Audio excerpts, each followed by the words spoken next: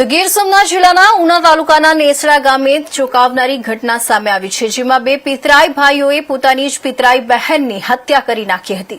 માહિતી મુજબ વિક્રમ અને મનુ નામના બંને આરોપીઓએ બહેનનું ગળું દબાવી મોતને ઘાટ ઉતાર્યા બાદ ગુનો છુપાવવા માટે ગુપ્ત રીતે અગ્નિ સંસ્કાર પણ કરી દીધો હતો। ઘટનાની જાણ થતાં ઉના પોલીસે તાત્કાલિક કાર્યવાહી કરીને બંને આરોપીઓને ઝડપી પાડ્યા છે।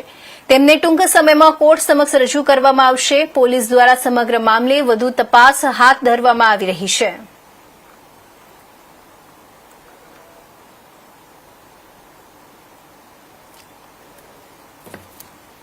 ગામમાં એક બનાવ બનેલો ગઈ તારીખ 20/3/2026ના રોજ।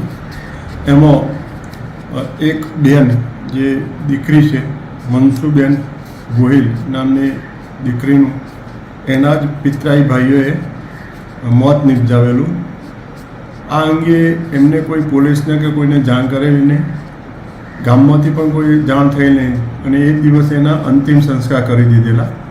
આ બાબતની જાણ આ જે વિગત છે એની જાણ પોલીસને એ બેન મરણ જનારના અને ગામમાં રહેતા એના જેની સાથે પ્રેમ સંબંધ હતા એ સતુભાઈ ખસિયા નામના યુવાને પોલીસને જાણ કરેલી। જે તે વખતે 24 તારીખના રોજ જેથી પોલીસે પ્રાથમિક તપાસ કરતો ઘટના શંકાસ્પદ જણાયેલી અને એ આધારે ત્યારબાદ ફરિયાદી જે સતુભાઈ ખસિયા છે એની ફરિયાદના આધારે ઉના પોલીસ સ્ટેશન ખાતે તારીખ 28/3/2026ના રોજ મર્ડરનો ગુનો મરણ જનારના પિતરાઈ ભાઈઓ વિરુદ્ધમાં દાખલ થયો છે। એમાં આરોપી તરીકે છે એના સગા પિતરાઈ ભાઈ વિક્રમભાઈ ગોહિલ અને મનુભાઈ ગોહિલ એ બંને આરોપીઓ તરીકે હાલમાં છે અને હાલમાં એ બંનેની ધરપકડ ઉના પીઆઈ દ્વારા કરવામાં આવેલી છે।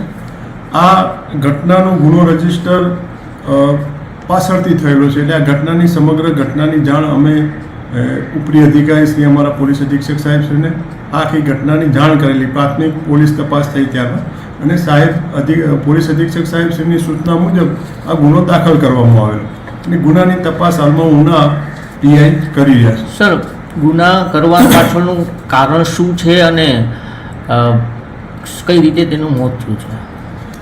પ્રાથમિક દ્રષ્ટિએ હાલની જે તપાસ દરમિયાન ગળે પોસો હાથથી ગળે ટૂંપો આપી અને એને મોતને ઘાટ